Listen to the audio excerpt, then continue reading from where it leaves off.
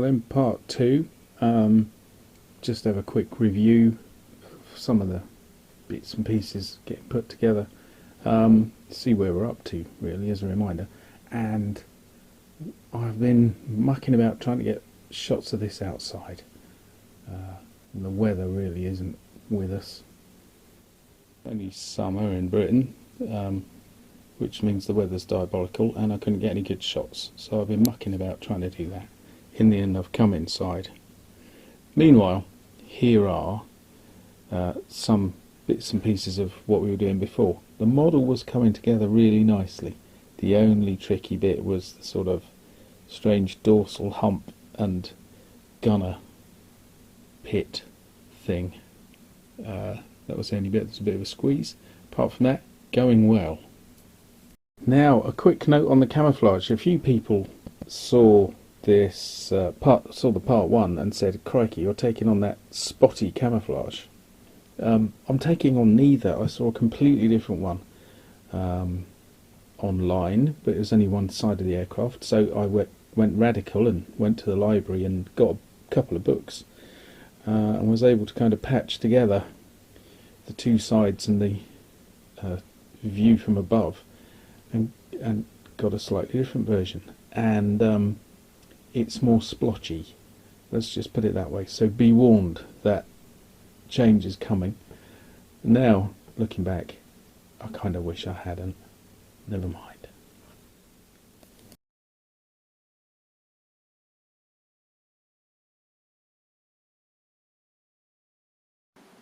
The torpedo is very interesting because the instructions say silver, and I thought that's a bit much.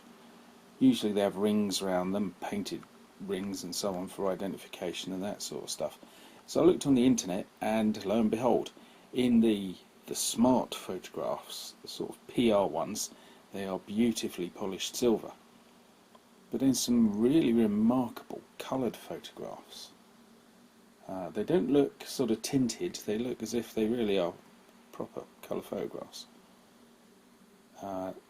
The torpedoes that you see are a complete mess. They are not polished, let's put it that way, which is quite pleasing. So I've done this in a very grotty metallic grey that I've got, and I'll just put there's a couple of mucky bits, I'll tidy those up. So the torpedo's going on in a well-worn plain metal.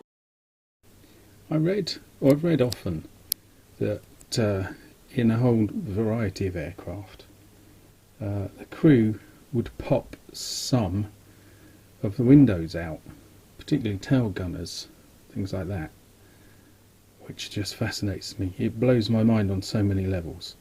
There is that fabulous interview in The World at War where I've forgotten his name, the famous Messerschmitt pilot guy says you've got to be able to smell your enemy,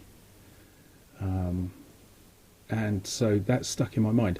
And I read somewhere quite a while ago, when I bought this model, but I wasn't making it at the time, but I just read about the aircraft, and it said that sometimes they popped the side windows out around that dorsal gun. So I'm going to leave those two little panes out. Just feel like, respecting that. It's hard to do with a tail gun on something like a Lancaster on a 1/72nd model, because the retaining framework is so small, they're not really going to make it separately, are they? Not to my knowledge, anyway. So it's hard to do. Whereas, with this, at last I can do it. Right, camouflage is done, and it's at this point I realise I think this is the camouflage that Airfix recommend on their old model, or thereabouts, very similar. So a complete waste of logic, shall we say. I overthought that, and I paid the price. Maybe I should have done the green one. The other thing is, it's one of those where I didn't want too much colour, because this thing is a great shape. I didn't want to kind of make it indistinguishable by using a strong camouflage. But this camouflage is functioning as camouflage, so it's that little bit harder to see the shape. So I've failed in that respect as well. One thing that's interesting, have I said this? I don't remember. I had a look online, and what was it called? Wings Palette had this camouflage, but only the aircraft in profile. So I did a radical thing, and I went out and I went to a library, because there's one or two still exist in Britain, and I did some sketches, and I had to combine two aircraft. But it appears, one of the things that's interesting is there appear to be swirls to a degree in some of the structure of the camouflage, and then random blotches, and there's very interesting spirals go at least around the nose, if not around a deeper part of the fuselage, and that was very interesting to do. The outcome is weird. I mean, that's sort of it. I dare say it's not perfect by a million miles, but it does break the body of the thing up. Well, there's a lesson. Never would have thought, not quite spirals, but swirls would do that. So there we go. Anyway, that's done. Got to stick on the last bits. I tried this on a green background and it really wasn't working very well at all. I don't know if you can see, because the phone isn't brilliant, but obviously you can see the... Let's start again. Talking about camouflage, and I've done some splotchy blobs. This one isn't quite finished, got to do the wheels and a few other things, and I had a little man, and he lived in there, and he fell in. Anyway, I don't know if you can see, but they are dark brown with a green centre, and then in some places a slightly paler brown in the centre of that. And I would say this hasn't gone well. I've done better versions of a splotchy camouflage. That gives you an idea of what I might have done vaguely, which obviously these splotches are on a larger scale, and that really sets a bit of a challenge, doesn't it? So I looked at this and I thought, maybe I can't get smaller than this. But now I've kind of completed the camouflage on the airplane, I'm thinking, well, maybe I should have risen to the challenge. So we'll see what other aircraft come up, and if there are similar styles, and perhaps I'll give it a go.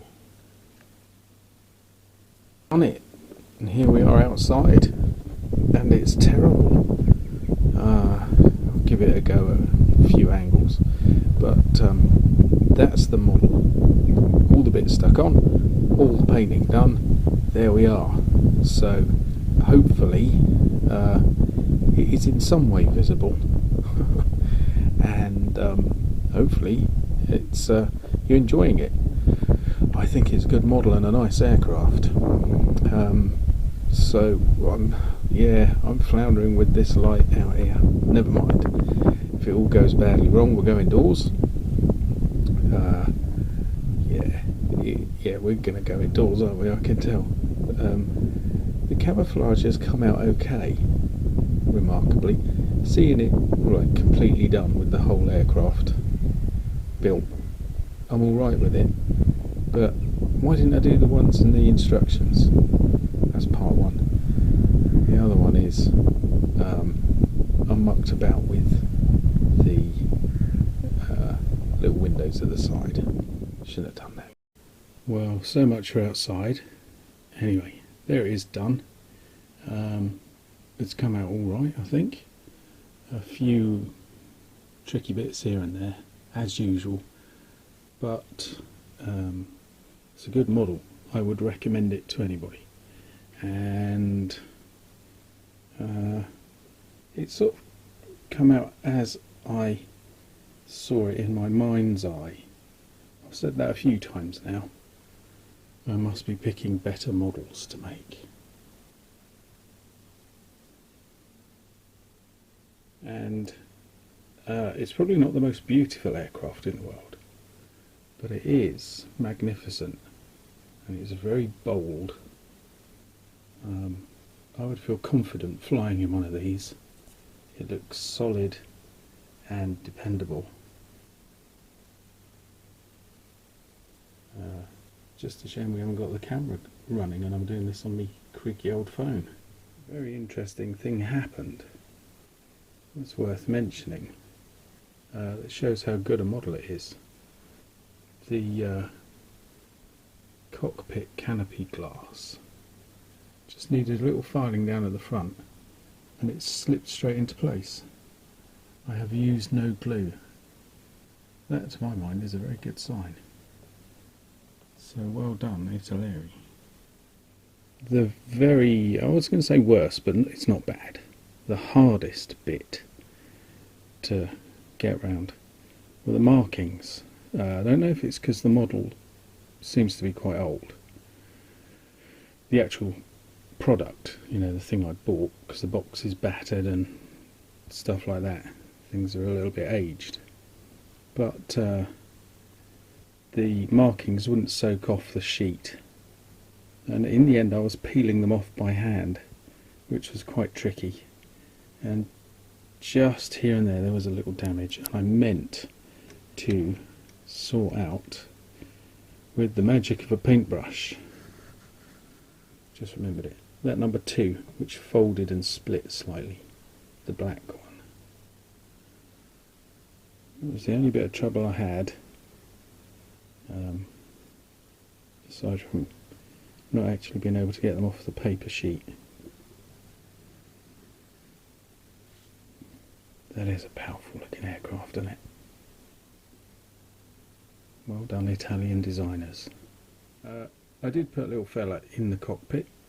I meant to show you. I'm not going to pop the glass out now. I know my luck, it will never go back in again. And I've put a little guy in the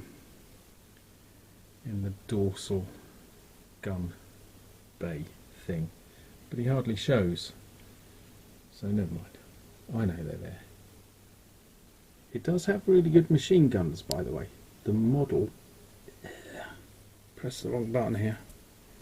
Oops, nearly switched everything off. The model has some very, very good machine guns. So if you want good machine guns for something else, buy this model and then close up all the hatches and you won't have to have any machine guns sticking out. There's one underneath, but it sits quite high in and you can't quite see it. Again, I'm not going to bother poking around underneath. I'll probably break everything and knock it all over just to show you something that you can't see. You know how it is. So anyway, want machine guns? Buy this. You know, I wish I hadn't left out those windows. I don't know what I've done with them now. It's only about a day ago. And I'm thinking, oh, maybe it wasn't a good idea. I don't know why I muck around like that. That's just some psychological problem of mine. So if I make it another version, perhaps the Airfix one, I'll leave the windows in. I promise. I think, if I remember. It only leaves me to say thank you for watching, thank you for being patient, because it's been a while, and thank you for coming back, and hopefully we'll come up with something interesting sooner. Was that a sentence? I don't know. Thanks anyway. See you soon.